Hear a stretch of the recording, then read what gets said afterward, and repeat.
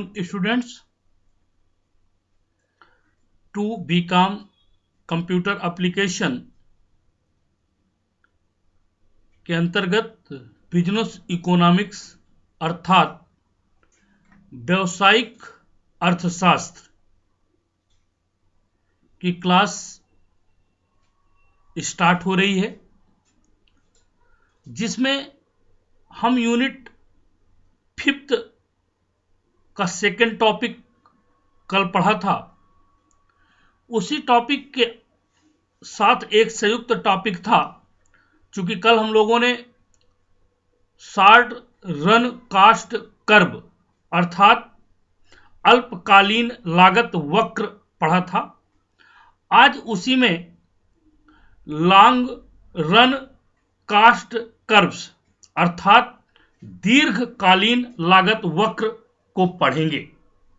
तो सबसे पहले मैं एक ओवरव्यू दे दूं कि आखिरकार दीर्घकालीन लागत वक्र होता क्या है।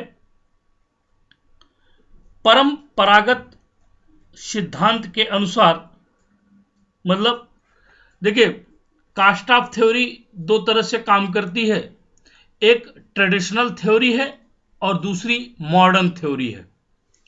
ट्रेडिशनल थ्योरी का मतलब होता है परंपरागत सिद्धांत, और मॉडर्न थ्योरी का मतलब होता है कि नया सिद्धांत।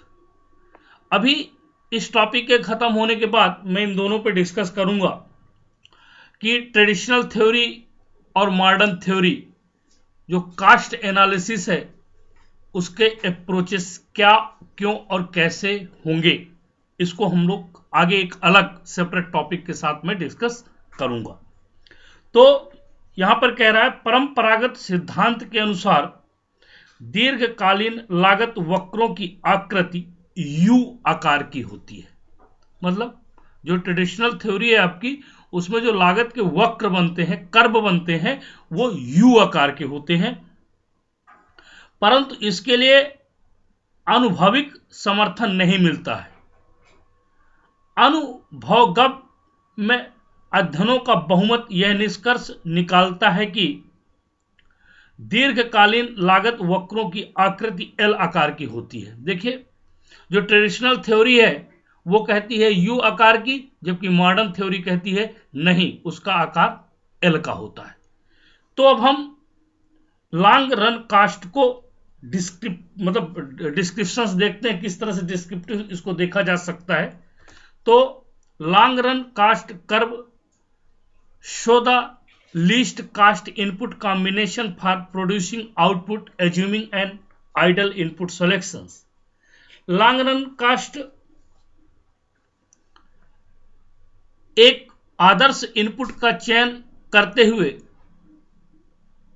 एक ऐसा कॉम्बिनेशन है इनपुट का जो आउटपुट को प्रोड्यूस करने में हमारी मदद करता है। As in the case of short run cost curves, wages rates, interest rates, plant configuration. मतलब जो शॉर्ट रन कास्ट थी, अति लघु लागतें थी, यह लागत वक्र है।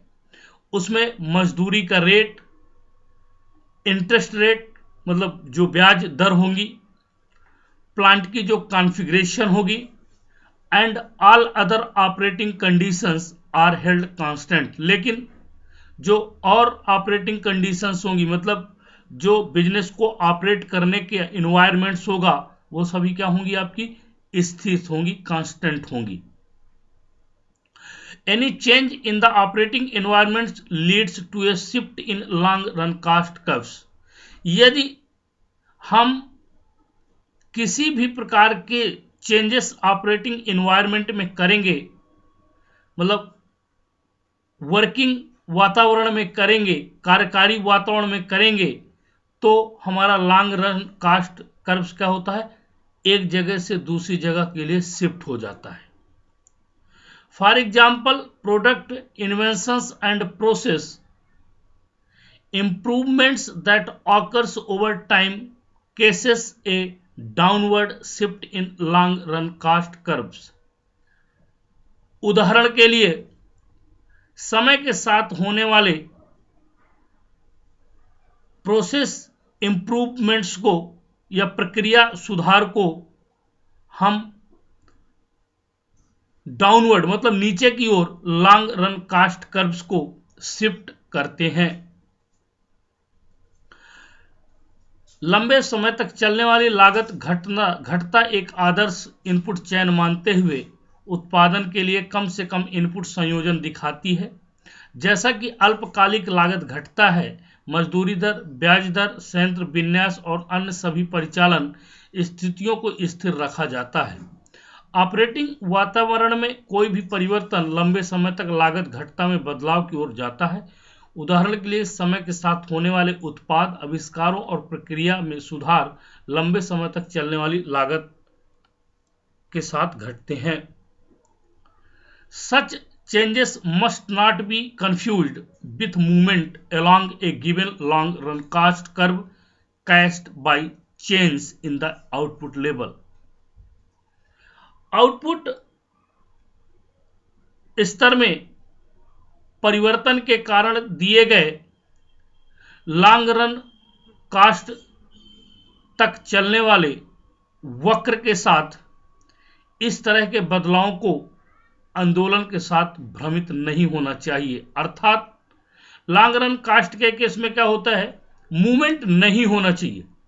मूवमेंट का मतलब अगर याद हो आप लोगों को, कल मैंने शॉर्ट रन कॉस्ट में बताया था कि मजदूरी कम ज्यादा, रॉ मटेरियल कम ज्यादा नहीं होने चाहिए। तो उसी तरह से किसी भी प्रकार के बदलाव नहीं होने चाहिए। Long run cost curves reveal the nature of economics or diseconomies of scale and optimal plant size.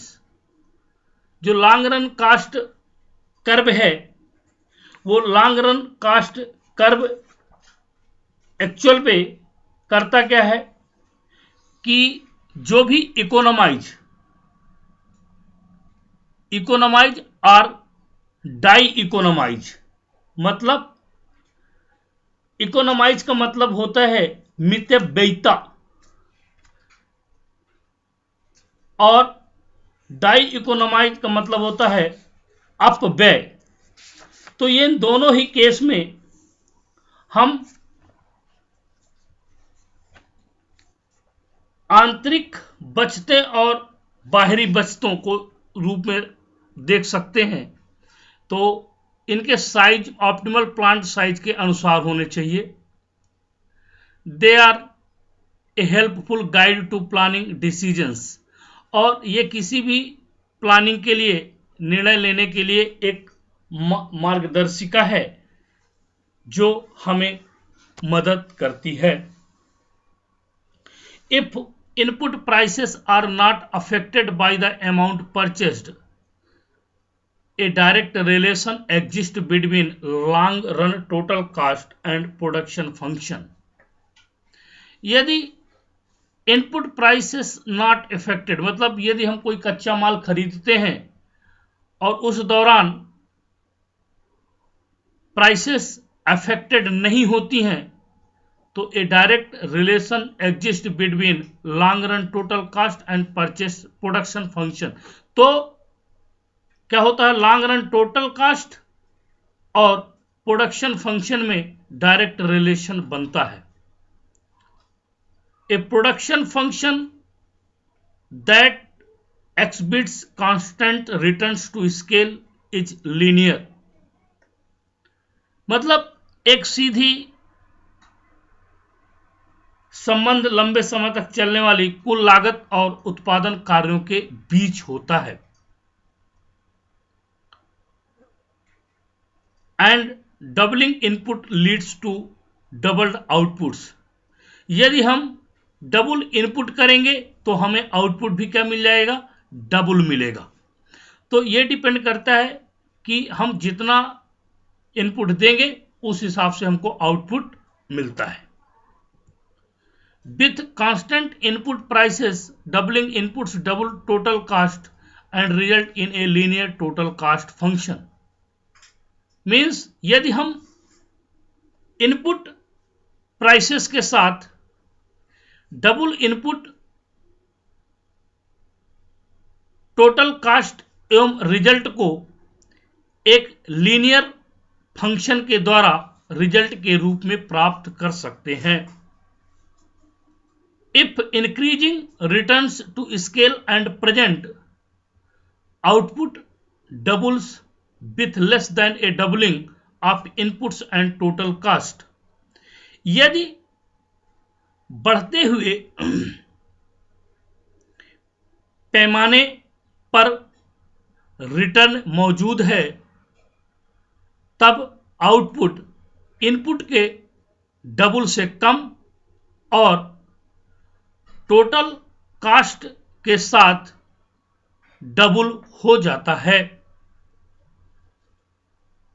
If production is subject to decrease return to scale inputs and total cost must more than double to cases a twofold increase in input. यदि उत्पादन घटते घटते पैमाने के अधीन है तो output में दुगनी वृद्धि के कारण इनपुट और कुल लागत दोगुनी से अधिक हो जानी चाहिए.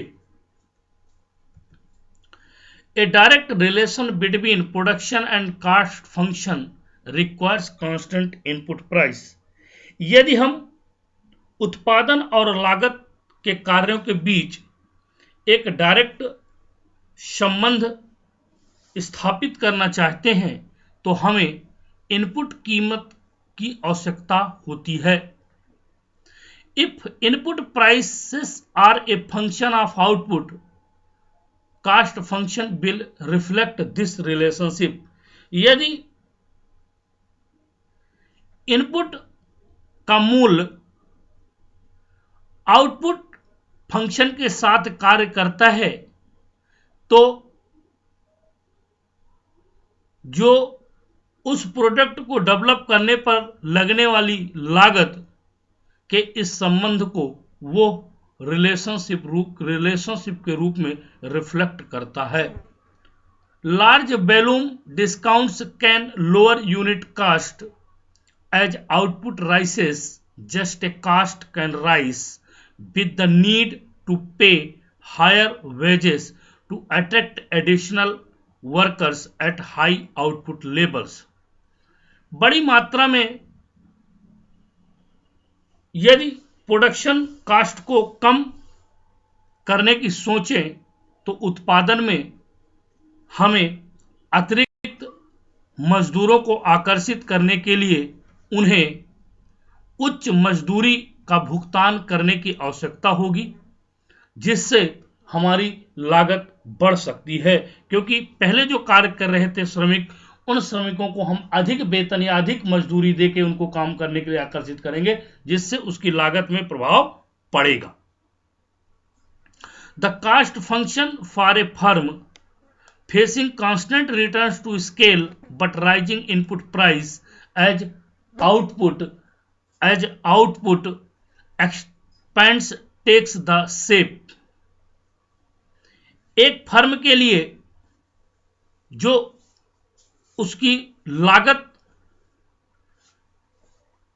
फंक्शन होते हैं वे पैमाने लगातार रिटर्न का सामना कर रहे होते हैं, लेकिन बढ़ती इनपुट कीमतों के रूप में आउटपुट का विस्तार होना आवश्यक हो जाता है.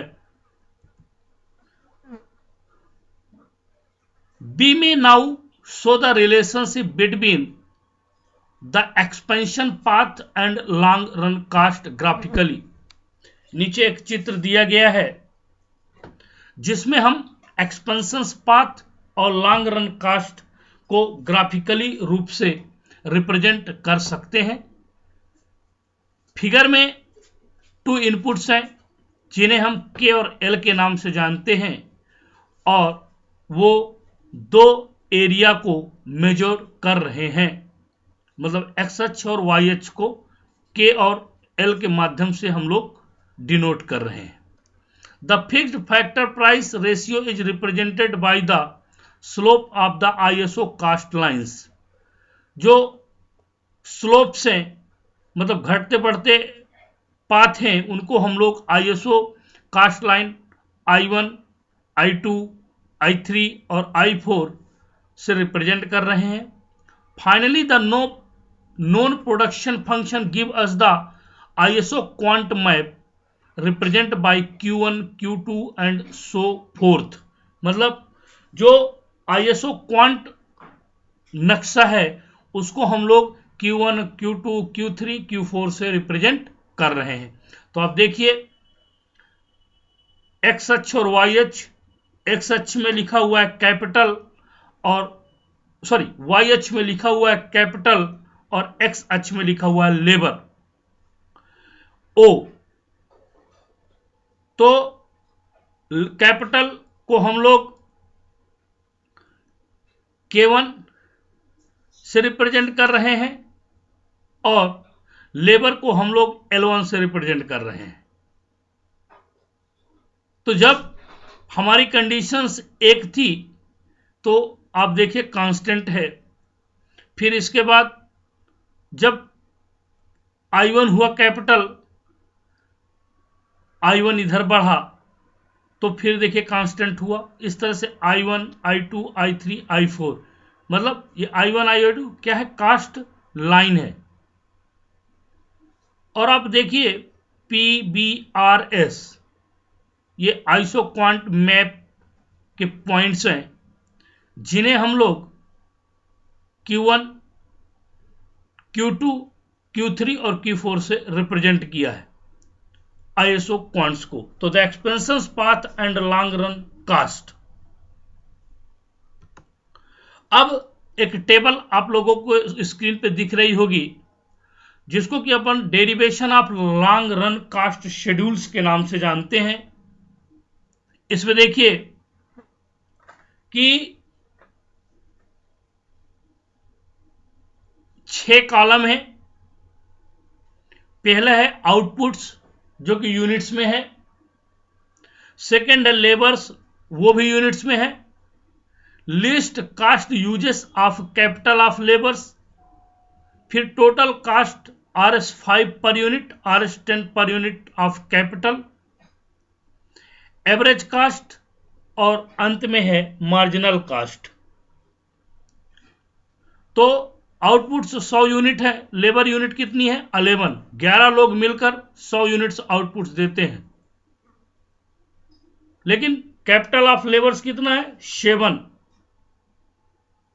इसके बाद हम टोटल कास्ट RS5 पर units, RS10 per unit of capital, मतलब 10 यूनिट्स में हमको 5 पर यूनिट्स टोटल कास्ट लगती है। तो यहां पर कितना बना हमारा वो 120 रुपए। एवरेज कास्ट कितनी आ गई 1.20, क्योंकि 120 में 100 का भाग दे देंगे, और मार्जिनल कास्ट पर यूनिट की 1.20। इसके बाद 200, लेकिन लेबर यूनिट्स 12, कैपिटल 8 और इसका टोटल कास्ट कितना बनता है 140। एवरेज कास्ट कितना आया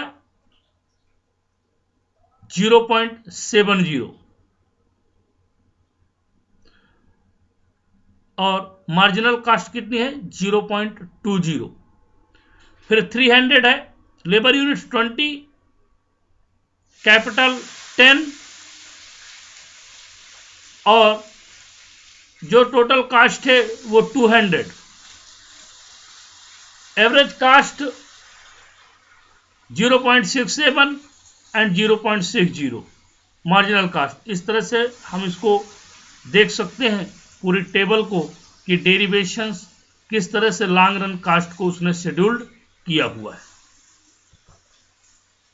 We may now relate this expansion path to a long run total cost LRTC। Long run total cast को शार्ट पर यहाँ LRTC के नाम से रिप्रेजेंट किया गया है, तो जो कर्व के रूप में है, तो figure shows the least cost curve associated with expansion path in figure. This least cost curve is the long run total cost curve. Point PBR and S are associated with point PBR and S on the expansion path. For example, in figure, the least cost combination of inputs that can produce Q1 is K1 units of capital and L1 units of the labor, जो कि मैं पहले वाले चित्र में आप लोगों को बता चुका हूँ, पूरा समझा चुका हूँ.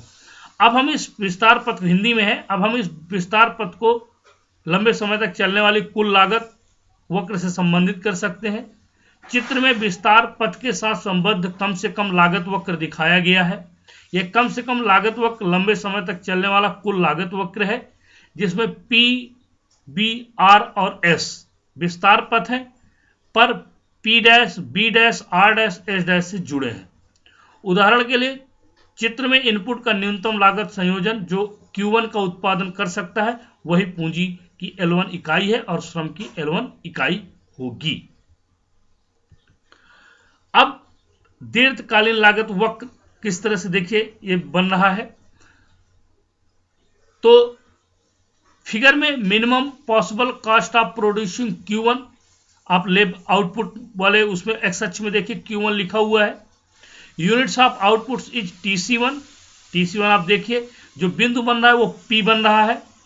फिर इसी तरह से K1 plus WL1 price of capital R the rate of interest, दोनों चीजें जोड़ के तो टाइम्स K1 हो जाता है, plus the price of labour or the wages rates times L1 labour.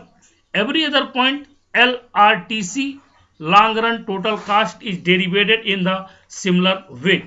Q1, Q2, Q3 और Q4 आउटपुट उसमें विंडो में आप देखिए, और टोटल कास्ट अक्ष में आप देखिए T1, TC1, TC2, TC3 और TC4. इन पे देखिए आप O अक्ष से वक्र निकलता है और P, B, R, S, जहां पर Q1 TC1 है वहां P, Q2 TC2 है वहां B, Q3 TC3 है वहां R, Q4 TC4 है वहां S. Q4 का मतलब Q यहां पर किसको डिनोट कर रही है, क्वांटिटी को, और TC टोटल कास्ट को, और लास्ट में देखिए LRTC मतलब long run total cost curve इस तरह से डिफाइन किया जाएगा. धन्यवाद. आज के लिए इतना काफी है. नेक्स्ट क्लास जो भी होगी उस क्लास में हम लोग स्टार्ट करेंगे कि ट्रेडिशनल थ्योरी और modern theory approaches cost analysis के लिए किस तरह से कार्य करते हैं या उनसे किस तरह से प्रभावित हैं. तो इसको हम लोग जो भी नेक्स्ट क्लास होगी उस नेक्स्ट क्लास में जरूर